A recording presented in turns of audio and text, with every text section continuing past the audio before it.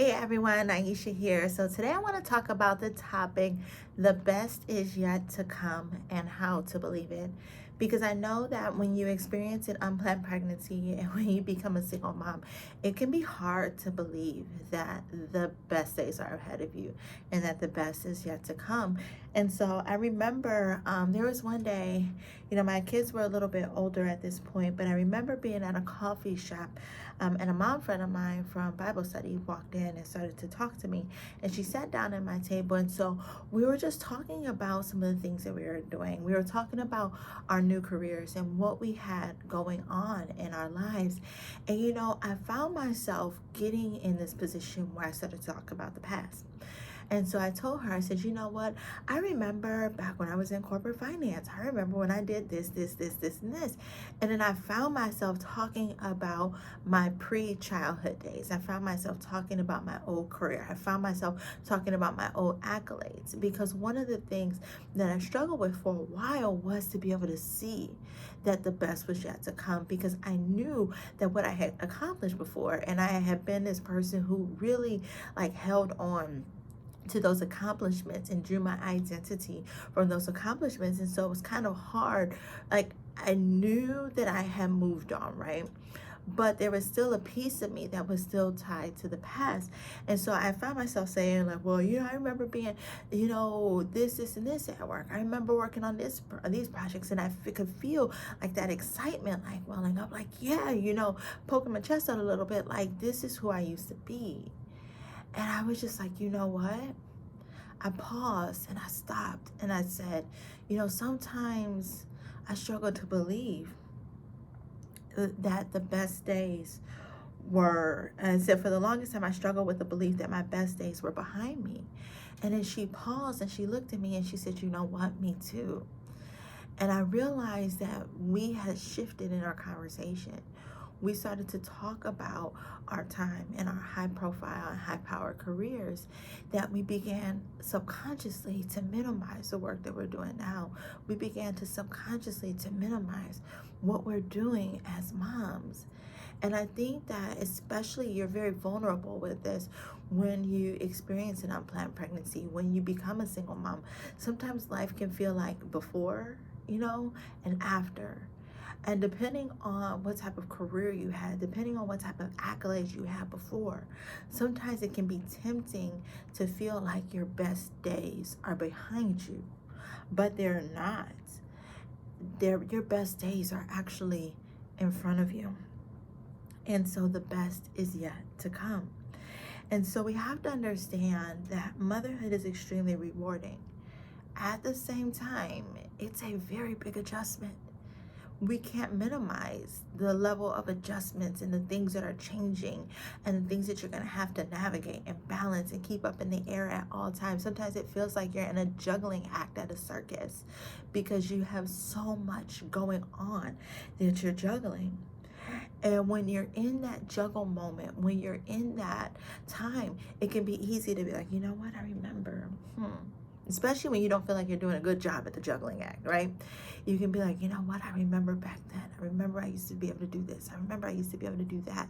And it can start to feel like you're missing something, but you're not. I really want to encourage you in that. So here are 5 ways to believe that the best is yet to come. The first one is to rewrite your story. And so with a part of rewriting your story, it's kind of like getting out a blank sheet of paper, right? And starting from scratch, coming up with your goals, establishing your priorities, really looking back and seeing the changes that God has made. I love this Steve Jobs quote, right? And it says, you can't connect the dots looking forward. You can only connect the dots looking backwards, right? And for us, I think about Romans 8:28. All things work together for the good of those who love him and are called according to his purpose, right?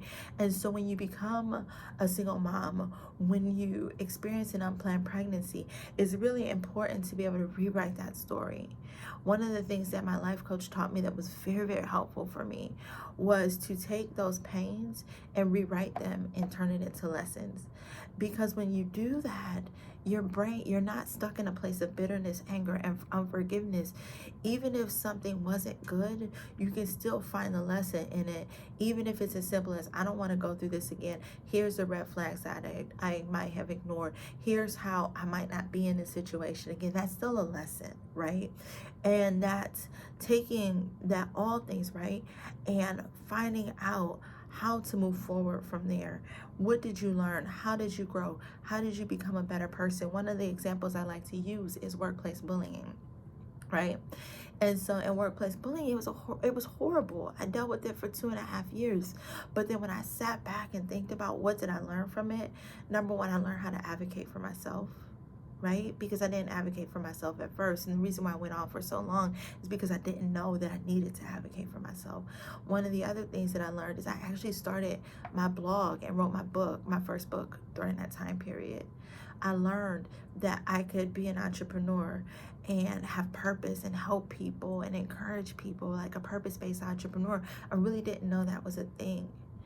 And so I learned how to, turn to the Lord. And so one of the things that gave me strength when I experienced my unplanned pregnancy was remembering how the Lord got me through workplace bullying. And I knew that he can get me through this. And so there were so many lessons that I was able to use. And so I was able to rewrite that pain story and turn it into a story of victory. And when my mindset shifted and I was no longer in this place of victimhood and pain, and I started to be able to see things through a lens of victory, I was able to see that my best days weren't behind me, but the past was preparing me for who I needed to be now. And I can look at the past, draw the lessons from the past, and use that as building blocks to be able to launch forward into the destiny that God has for me. And so you get to rewrite your story. And that involves letting go of the past and what you thought of what might have been, right? And what life could have looked like to what it is, right? And then begin to have the emotional and mental freedom to visualize and build a new future and dream up a new future and walk in a new future. And the beauty is that you get to decide that. You get to decide that.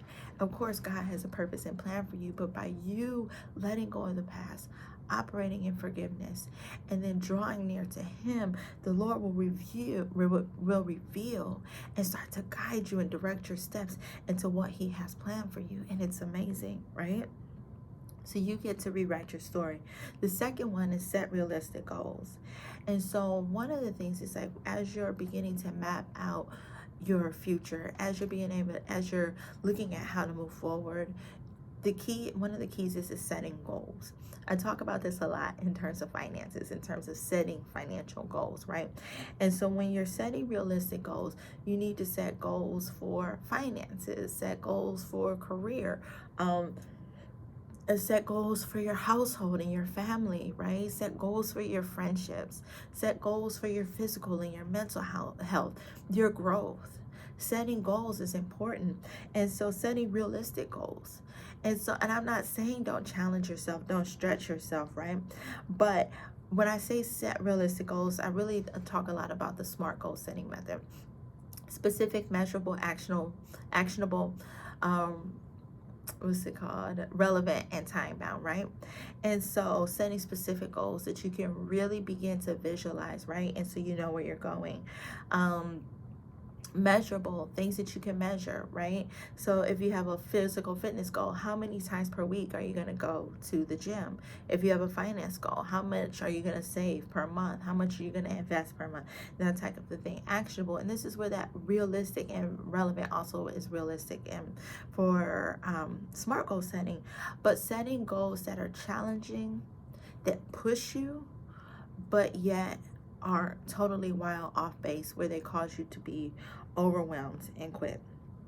Thinking about them in terms of stepping stones to a better future.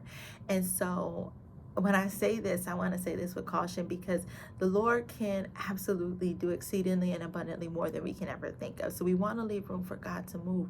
But when I say realistic goal, what I'm seeing is this, is like in physical fitness, I think it's very easy to like grasp your mind around and wrap your mind around. So if you, okay, I'll give you a perfect example.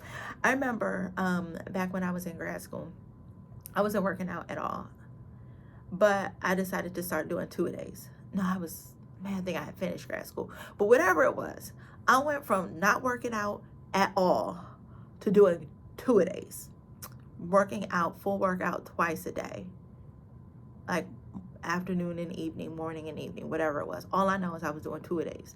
And some of those 2-a-days was trying to prepare for a half marathon, and I was not a runner. Do you know what happened to me? I ended up injuring my legs and ended up in a few months worth of physical therapy, which cost me thousands of dollars. Yeah, that was not realistic. That was ridiculous. That shouldn't have been my goal. Like, why would, I mean, like, that should not have been the goal. The goal should have been starting off with working out 3 days a week, 5 days a week for a certain period of time and gradually working it up to that. The 2-a-days was not realistic.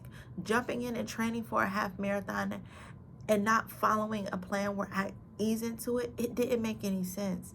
And I think that especially at the beginning of the year, especially at the new year, we can be tempted to write all these goals down that look good and feel good and sound good, but we know aren't practical for our lives. We know that there is no space, no margin, no mental bandwidth to do it.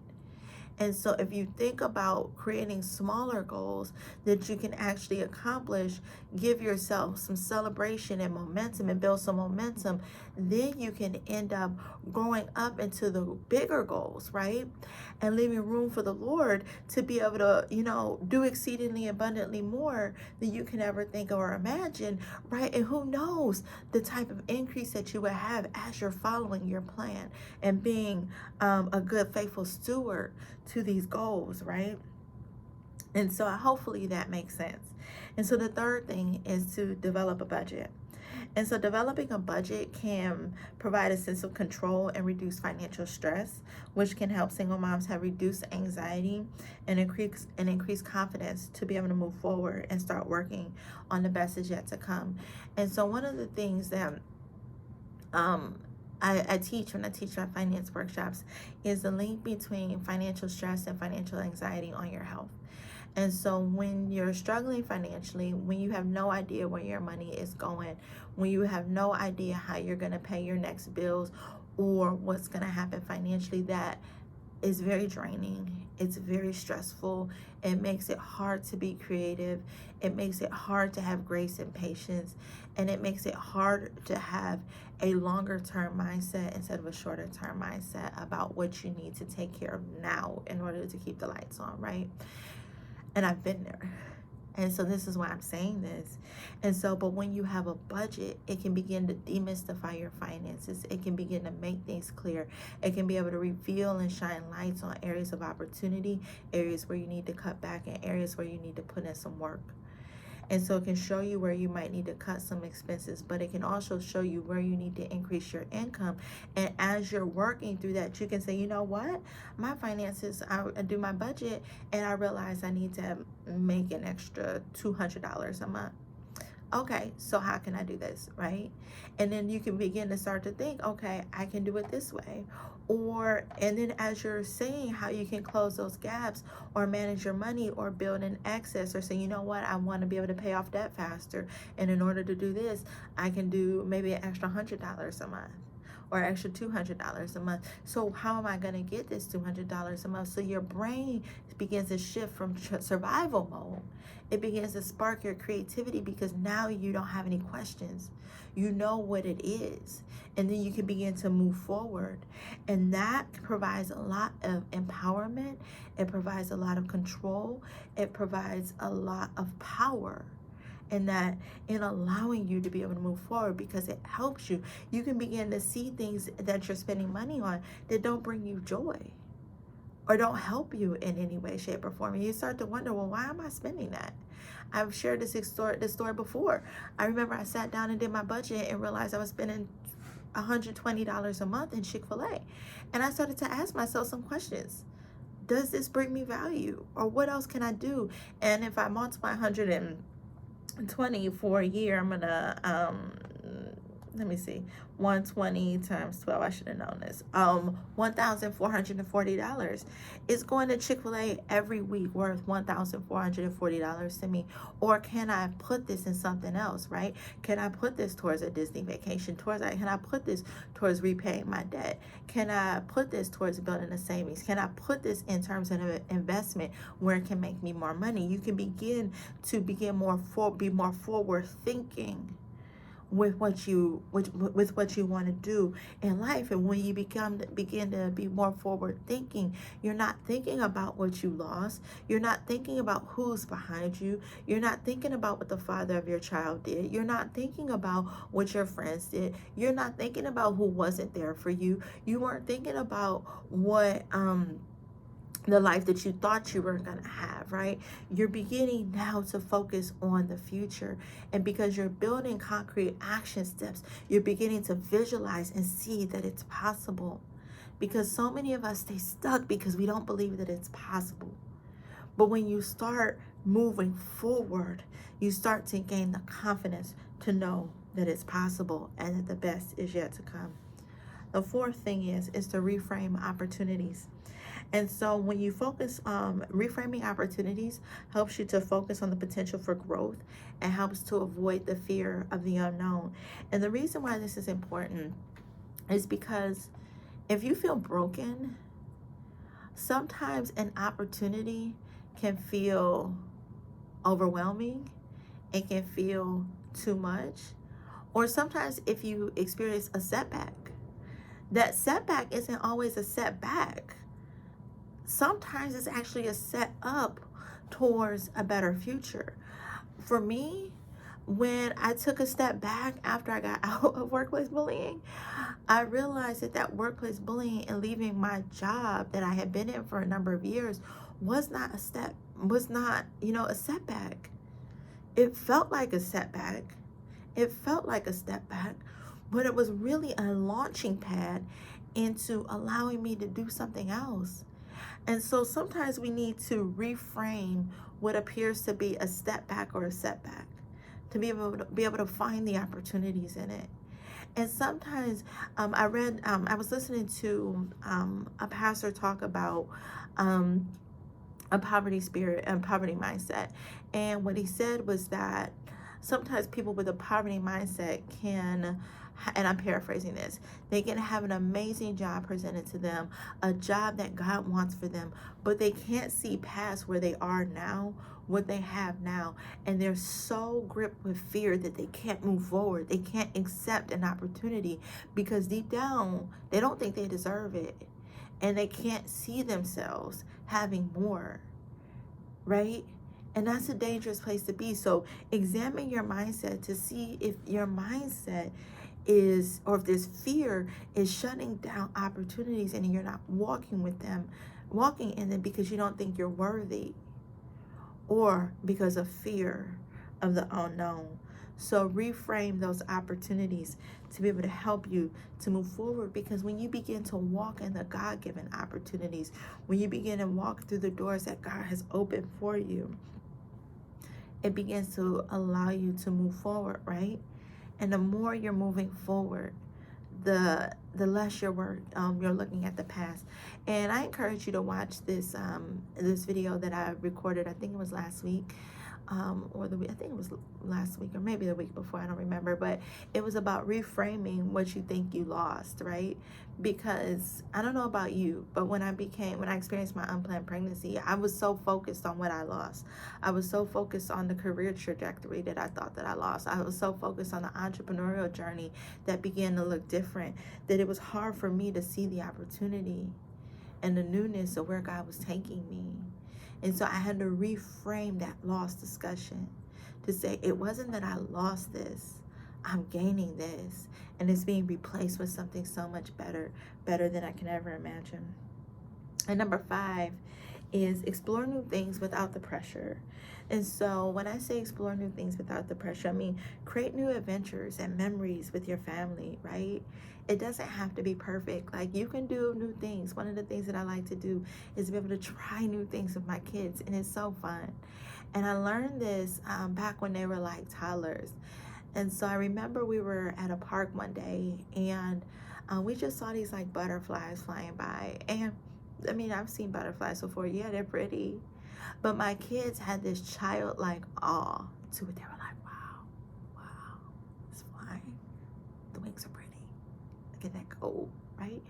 And so I stopped and I looked at those butterflies through a different lens, the lens of a child, and had this childlike awe to what I was looking at, something as simple as a butterfly.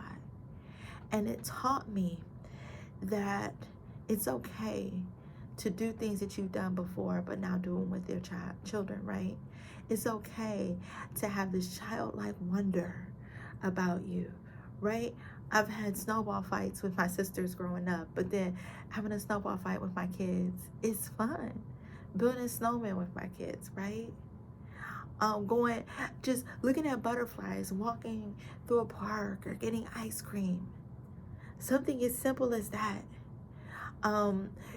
Taking classes together, right? Doing art together. Whatever those things might be. Finding new adventures, right? Doing them with your family. It doesn't have to be perfect, right? Some things you might say, that wasn't fun. I didn't really like that. And you don't do it again. But the thing is, give yourself the space to not be perfect, and give yourself the space to be able to say, you know what? That didn't work, but maybe this will. Because eventually you'll find your thing, right? And the best part about that is you're bonding together with your family. You're spending intentional time with your children, making memories of your children, making memories with your children. And that's what matters, right? And this is so silly, right? But I remember one time, this is so random, but I remember I was standing on my kid's step stool. They had like a Paw Patrol step stool or something like that, and I stood on it and it broke because it was not meant to carry an adult's weight. And my kids say this to this day, like, oh, remember, mommy, when you broke our step stool, right? You might have a moment where you guys are like, remember, mommy? Your kids are like, remember, mommy, when we did this? And it just didn't go right. But it's just the laughs that you get from it, the memories that you get from it, right? And it's that you guys did that together. And that helps keep you moving forward, focusing on what's possible as you're moving towards a new future. And for this, you might even want to make a list of things that you think might be cool to do. And ask your kids, like, what do you think might be cool for you to do? Like, what do you want to do together? And then that way you guys can come up with that. And then just start checking off the box. And you know what? We just did this. We did this, right? And so that helps you move forward instead of focus on what we used to do before, things change, right? It helps keep you moving forward. It keeps your brain focused on what's possible instead of what's not. And even if finances are tight, right? For whatever reason, there's still so many things that you can do in your local communities that don't cost a dime. So don't put that pressure on yourself that you're gonna have to find it in your budget, or for whatever reason. Like, don't put that on yourself. There are so many things that you can do. I mean, we've built forts in the house and the forts fell down. But you know what? We built the forts together. They might not have lasted, but we did it together. And that's really what matters. And so I pray that this helps you to be able to focus on moving forward and really being able to see that the best is yet to come. So what I want you to do, please, is to leave a comment and just let me know like how this helps you, how this helps to shift your perspective, how this helps you to believe that the best really is yet to come, and what things would you add to this list. So definitely let me know in the comments. And I want to encourage you to grab a copy of my book, Navigating the Impossible, a survival guide for single moms from pregnancy through the first year of motherhood. It is available on Amazon. So that'll definitely help you to move forward and begin to believe that the best is yet to come. And I'm telling you right now, the end of the book, the beginning of message, right, is super encouraging, and the end message will literally have you believe like, woo, the best really is yet to come. Even if you experience an unplanned pregnancy, even if you're gonna be doing this alone as a single mom, know that the best is still yet to come. If you find yourself as an unplanned, as an unexpected single mom, the best is still yet to come. Sometimes it's hard to believe it when you're in the trenches, but this is why it's important to remind yourself of these things, and to also be able to encourage yourself and remind yourself of people who have done it. I'm a big believer in finding examples, finding examples of people who have been in similar situations, or even people. This is why overcomer movies are very popular. Like, even this is why football sports movies, like what's that movie with the hockey team, right? These are why movies like this are really encouraging, because people want to be able to see people who overcame despite the odds. And so I really want to encourage you to be able to surround yourself with positive messages, people being able to move forward and really believing that their best days are ahead of them and not behind them. And that will help you to stop to avoid getting stuck in the past. And so, like I said, make sure you grab a copy of the book, Navigating the Impossible, a survival guide for single moms from pregnancy through the first year of motherhood. That's available on Amazon. And like this video, love it, subscribe, and share with a friend, and leave a message to let me know how this has helped you. Have a good one. Bye.